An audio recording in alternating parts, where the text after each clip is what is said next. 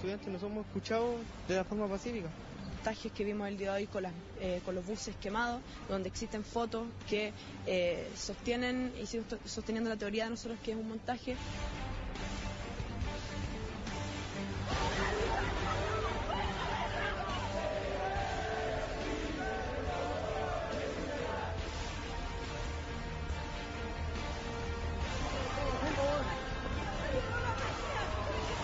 No han hecho nada de lo que han prometido de la toma anterior que hicimos. Se prometieron cosas y no han cumplido.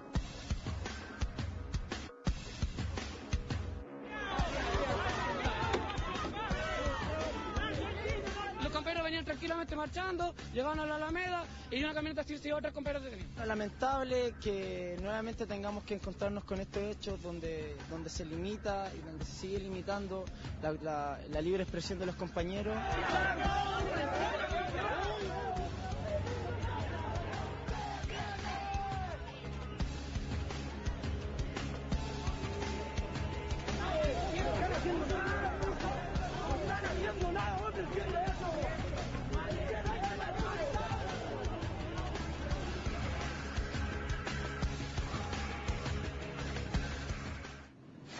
Bueno, desde el 2006 que la educación en nuestro país ha sido un tema recurrente en la discusión, en las movilizaciones, en las calles, en las comisiones, en decenas de proyectos de ley que esperan su tramitación en el Congreso.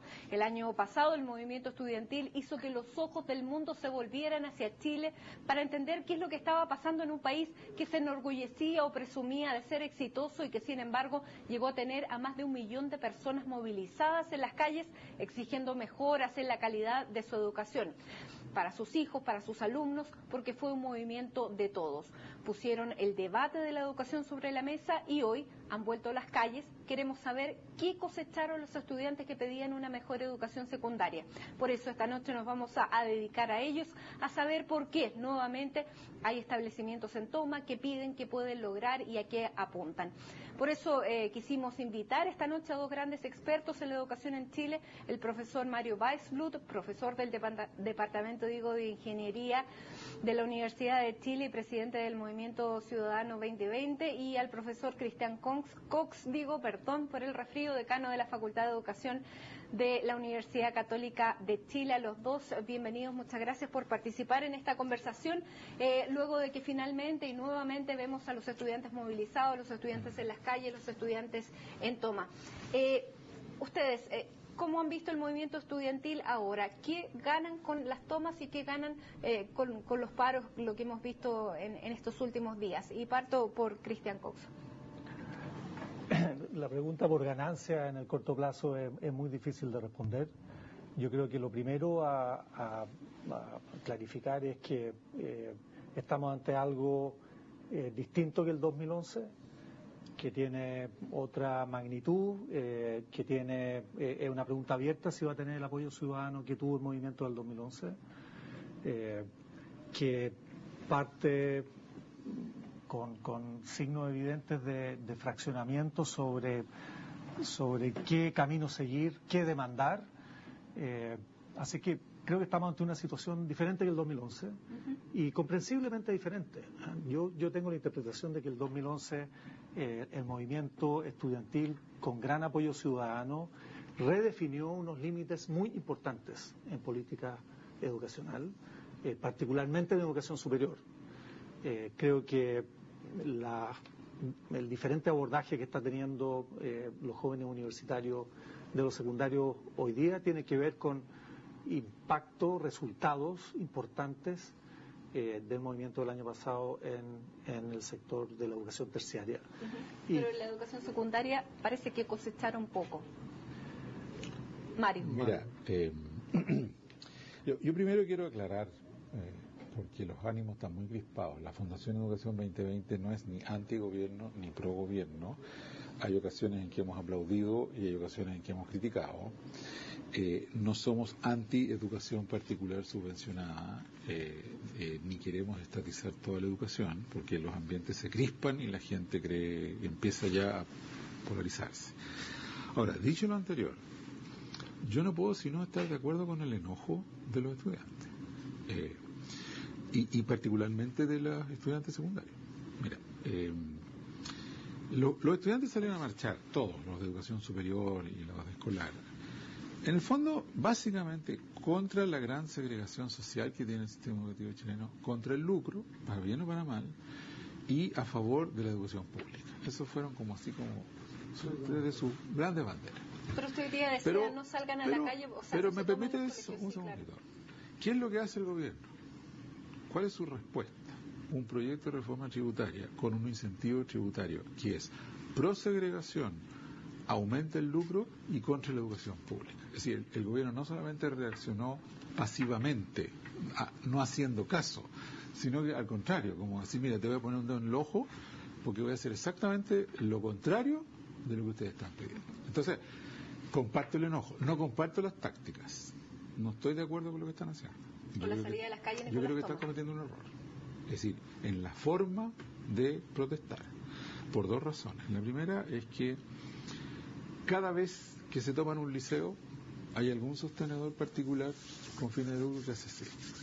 Y dice, a ver, aquí me va a caer otro poquito más de matrícula y le damos otro golpe a la matrícula de la educación pública, que en muchas partes de Chile está ya al borde de la extinción, lo cual sería un daño grave a la República. Bueno, tenemos una gráfica precisamente que explica mejor este punto que estamos hablando. Y segundo, sea de quien sea, estaba yo viendo ahí en la televisión de que si es un montaje, que si no es un montaje, ¿no? Mira, entonces, así mira ha caído datos. El nivel de matrícula. Pero es que esto, tú sabes cuántos cientos de millones de dólares menos le significa a la educación pública. Esto es algo así como 300, 400 millones de dólares al año menos. Es decir, toda la reforma tributaria la pierde la educación, un buen pedazo de la reforma tributaria lo pierde la educación pública por esto que está pasando. Y esto para los chicos parece no darse cuenta. Lo segundo es que se generan estas ocasiones de violencia. Ahí estaban los dirigentes, lo vimos recién en la televisión, diciendo que si esto fue un montaje, que si no fue un montaje, ¿no? El hecho de que sea montaje o no sea montaje me da exactamente igual. En la medida en que estén usando formas de manifestación que den espacio para la violencia, se van a conseguir el rechazo ciudadano. Tendrían que recurrir, y yo se lo suplico a los estudiantes, simpatizo con su planteamiento, pero ellos tendrían que manifestarse de forma más creativa, más satírica, más humorística, con más claveles, con más rosa, no de esta manera, porque de esta manera vamos a perder todo en Chile. ¿Usted comparte, Cristiane, este diagnóstico? ¿Usted también es parte de los firmantes de una carta que apoyaba la desmunicipalización de la educación secundaria? No, una carta que cuestiona este artículo de la reforma tributaria que estaba comentando Mario, en el sentido de que es verdaderamente muy difícil de entender el que frente a una sociedad, uno podría decir sin exagerar nada, una sociedad movilizada respecto al tema de la segregación y del rol de la educación en la integración cultural y en términos de cohesión social de un país, de una sociedad. Se haga una medida que va completamente en contra de algo que todo el mundo entiende como consensual, que nadie puede justificar el que Chile no trabaje en pro de ser una sociedad más integrada y donde la educación es el espacio privilegiado de el encuentro con unos otros que no son tu familia. Y para que a todo el mundo le quede claro, ¿dónde está la paradoja de ese proyecto de ley? La inmensa mayoría de Chile cuestiona que tengamos financiamiento compartido. La inmensa mayoría de Chile interpreta que esa medida estratificó aún más un sistema inicialmente estratificado. Esta reforma tributaria no solo no hace nada por frenar el financiamiento compartido, sino que actúa sobre lo que existe, acelerándolo en sus consecuencias de estratificación. ¿Y eso qué significa? Lo cual es que el que tiene plata siempre va a llevar a su hijo al colegio que tiene con hijos de los que plata, con hijos de los que tienen en ese mismo segmento. Pero eso es lo que teníamos. Ahora eso es con apoyo estatal. Esto en cualquier foro público de Occidente es muy difícil de justificar. Es muy difícil de entender por la oposición. por el movimiento social del año pasado, de que se esté actuando en contra de un sentir de la sociedad chilena tan mayoritario, tan convergente. Usted entonces, decano de la Facultad de Educación de la Universidad Católica, está por aumentar entonces las subvenciones a los colegios, por terminar con digamos, los incentivos. Absolutamente, el financiamiento, ¿Y el financiamiento compartido? El financiamiento compartido atenta contra principios de integración y de equidad y de cohesión social que todo, yo diría, todo educador cree profundamente. La base moral. Nadie le podría acusar a él de decirle que quiere estatizarlo todo, ni... No estamos hablando de eso. Exactamente, pero usted decía al principio, yo no quiero que a mí me acusen de que quiero estatizarlo todo. Estamos diciendo que no puede ser que tengamos... Mira, estábamos discutiendo con Cristian los datos que él traía recién. Tenemos el dudoso honor, fuera de Macao, que es una especie de cosa microscópica, tenemos el país cuya segregación social es la peor del planeta. En educación. Del planeta en educación escolar. Segregación social, esto si me permites, gracias al financiamiento compartido, y esto está demostrado en artículos internacionales, Gregory el Aqua, revistas internacionales arbitradas, uno de los causantes centrales de la segregación social ha sido el esquema de financiamiento compartido. Está demostrado científicamente, no es solamente un sentido común, ¿ya? Segundo, hay un artículo reciente de Alejandra Misala, Florencia Torche, que dice una cosa aún más salvaje, y es que ellos analizaron distintos estratos sociales. En todos los estratos sociales hay escuelas particulares con financiamiento compartido, escuelas particulares gratuitas sin financiamiento compartido, y hay municipales, en todos los estratos. Y si tú comparas estrato por estrato, los resultados del CIMSE, ponte tú, de las escuelas con copago, de las sin copago y de las municipales son idénticos. Entonces uno se pregunta, a ver, ¿y a dónde se están yendo 500 millones de dólares anuales de plata de los padres que están pagando copago, cuando resulta que en promedio los resultados escolares son los mismos? Lo único que está haciendo ese copago es dos cosas: aumentar el lucro de los sostenedores, y segundo, segregar. Mira, con copago, si te cobro 70.000 pesos, 60.000 pesos mensuales, solamente te garantizo que vas a estudiar con niños cuyos padres pueden pagar 60.000 pesos. Si tú puedes pagar 40.000 pesos, te garantizo estudiar con niños de 40. Si tú puedes pagar 20, con niños de 20. Entonces, se ha logrado aquí, y de una manera nefasta para el tejido social de la sociedad, se ha logrado aquí estratificar esto como si fuera una torta mil hojas. Les quiero hacer una pregunta a los dos y dejar el debate abierto. Tenemos que hacer la primera pausa.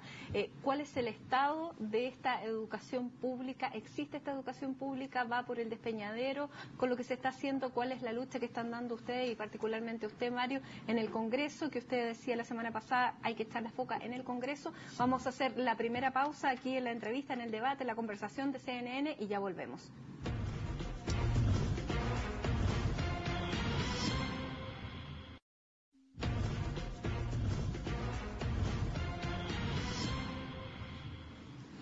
Bueno, esto es la entrevista, el debate de CNN Chile. Estamos junto al profesor Mario Weissblut y al profesor Cristian Cox conversando sobre el estado de la educación pública en Chile. ¿Cuál es el diagnóstico que hacen ustedes del estado? ¿Está muriendo? ¿Se está acabando? Estamos viendo que hay un 6% menos de alumnos inscritos. ¿Va camino al despeñadero? Parto por usted, profesor Cox, que fue miembro del Ministerio de Educación durante varios gobiernos de la concertación. Así es. Creo que es importante tener presente de que en términos de calidad, entendida como logro de aprendizaje, la educación chilena en promedio en la última década ha estado mejorando en forma consistente y medida internacionalmente, la educación escolar del país es la mejor de Latinoamérica. ¿Y la educación pública? No perdamos de vista ¿Estamos eso. hablando de la educación pública? Estamos hablando del país en promedio. El conjunto de nuestra matrícula en lectura, escritura, ciencias, tiene los mejores resultados de aprendizaje de la región. Si comparados con la OECD, estamos muy abajo y la agenda sigue siendo cuesta arriba en esos términos. Pero usted me está preguntando por diferencias dentro del sistema. Bueno, tenemos un sistema muy segregado socialmente, y donde hoy día la educación pública es sinónimo de la educación de los pobres. Pero esto se consolidó, partió en la década de los 80 con el gobierno militar, se consolidó durante los gobiernos de la Concertación, usted fue parte durante 13 gobiernos en el Ministerio de Educación y llegamos a la situación en la que estamos ahora. Yo no diría que se consolidó durante los gobiernos de la Concertación. La Concertación actuó dentro de una institucionalidad que operaba con unas reglas sobre financiamiento de la educación, sobre competencia, sobre celebración del derecho de elegir de la familia, establecida por la fuerza del año 81. Y imposible de ser parte de la agenda política hasta antes de ayer. Yo diría que el 2006 entra en la agenda política del país, por primera vez, los fundamentos institucionales y de financiamiento del sector. Mira, nunca antes fueron parte de la política. Matilde, a mí la verdad no me interesa en lo más mínimo empezar a discutir si la culpa la tiene el régimen de Pinochet, la Concertación, la Alianza, no me interesa. Hablemos de la situación de la educación pública. Ahora, si me permites. ¿Cómo la fortalecemos? No, primero que nada quiero desmitificar una cosa y voy a volver a repetir lo que dije antes del corte. Paradojalmente, es una mentira vil y burda que la educación pública es peor que la privada. Los datos lo dicen. O sea, no estoy inventando. Aquí lo mencioné hace un rato. La educación con copago, sin copago municipal, en el mismo estrato social, tiene aproximadamente los mismos resultados. Más bien es muy sorprendente. ¿Cómo es que esta educación pública, que está completamente atado de manos, con un estatuto docente tremendamente rígido, que ha ido perdiendo matrícula, obtiene y logra obtener los mismos resultados? Pero además con un agravante, de que aquí hay prácticas, no en todos los sostenedores particulares, pero en muchos sostenedores particulares, que son francamente segregadoras más allá de la ley. O sea, porque una cosa es segregar por la capacidad de pago. Y si me permite, te voy a contar una pequeña anécdota. Nosotros trabajamos en terreno. No solamente vamos al Congreso, sino que tenemos equipos de trabajo en comuna. Y en el último CIMSE, una de las escuelas rurales de Melipilla, con las cuales estamos trabajando, sacó un CIMSE excepcional para su nivel de vulnerabilidad. Cristian Lobasaber sacó 285 puntos, una escuela vulnerable. Y fuimos a felicitarla. Y le pregunto, nos estaban esperando ahí con Kuchen y con todo, muy bonito, emocionante. Y la directora nos dice esto, fíjate. Mire, don Mario, podríamos haber sacado más. A ver, ¿y cómo estuvo eso? No, sí, lo que pasa es que todos los años, este es el CIMSE octavo básico, todos los años en séptimo básico, todas las escuelas particulares de la zona echan a los malos alumnos y los tenemos que recibir nosotros. Entonces usted comprenderá que en 6 meses es difícil subirle el CIMSE a los chicos. Y aún así tenían ese resultado. Entonces, lo que quiero decir es que es un mito, es una mentira. ¿Y cómo Ahora, se hace lo que para pasa es que el promedio eso? del CIMSE es más bajo en los municipales porque hay chicos de menos estrato social, de menos capital cultural en la casa. Y lo que estamos haciendo con este sistema es segregar a todos los niños de bajo capital cultural en su casa, de bajos recursos, con muchos problemas sociales en su casa, en un mismo lugar. ¿Y usted ve una voluntad para poder cambiar esta ley y terminar con esta segregación? ¿O será debate de los próximos elecciones presidenciales? Matilde, lo primero es que hay que parar esta aberración que está hoy día en el Congreso y que viene a agravar esta situación. Esto es parar una cosa nueva, que es una aberración. Otra cosa es cómo rescatamos la educación pública. Ahora, el rescate de la educación pública pasa por reparar daños financieros y deudas de arrastre que tienen hace mucho tiempo, por mejorar mucho la capacidad técnica de los sostenedores municipales, por arreglar problemas de institucionalidad y por eliminar todos estos mecanismos de segregación encubierta que están ocurriendo en el sector particular subvencionado. Entonces, de que la educación pública, si se quisiera, se podría rescatar, sí, se podría rescatar. Nosotros le hemos presentado al ministro Reyes la lista de cosas que se podrían hacer para rescatar la educación municipal. ¿Es posible, Cristian Cox? Por supuesto. La política es el reino de la libertad.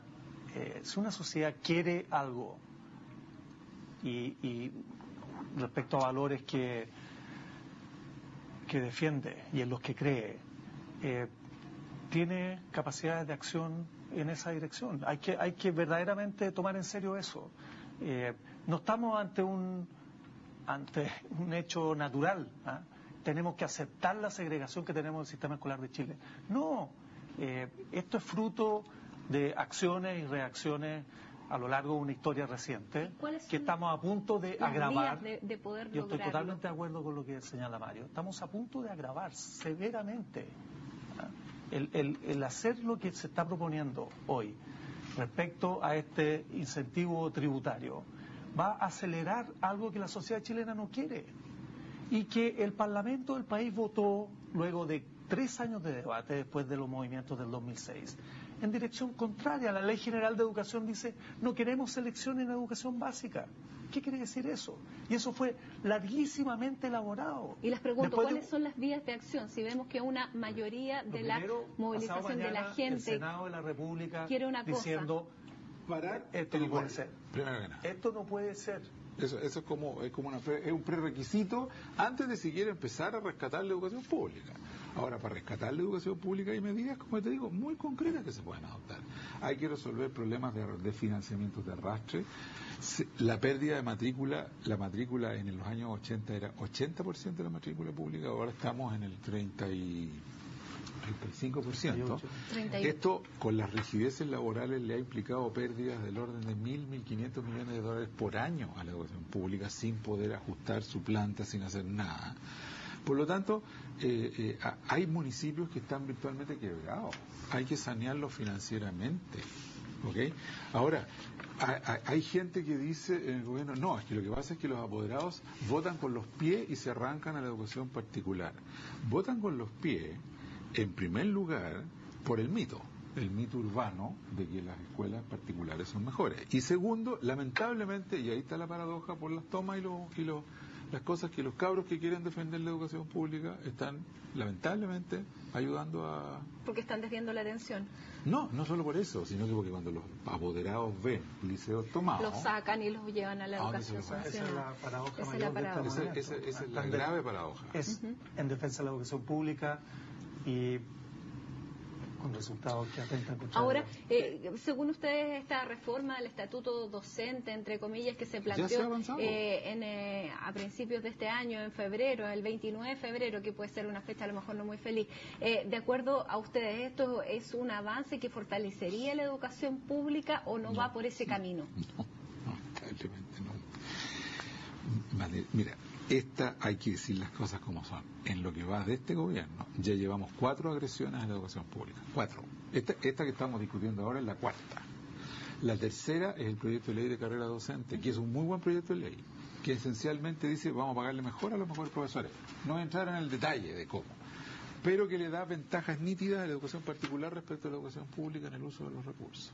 Porque de manera incomprensible. Según los datos de ustedes, los profesores son igualmente competentes en ambos sistemas. Da igual. El punto es que le dice a la educación pública tú te tienes que gastar la plata en esto y a la educación particular te dice te puedes gastar en lo que quieras. Entonces, reglas distintas para dos sectores que se suponen que esa fue la tercera. La segunda fue el proyecto de ley de calidad y equidad en la educación, el que se planteó en enero del 2011, que tal como venía al Parlamento, literalmente dejaba en quiebra a la mitad de los municipios más chicos.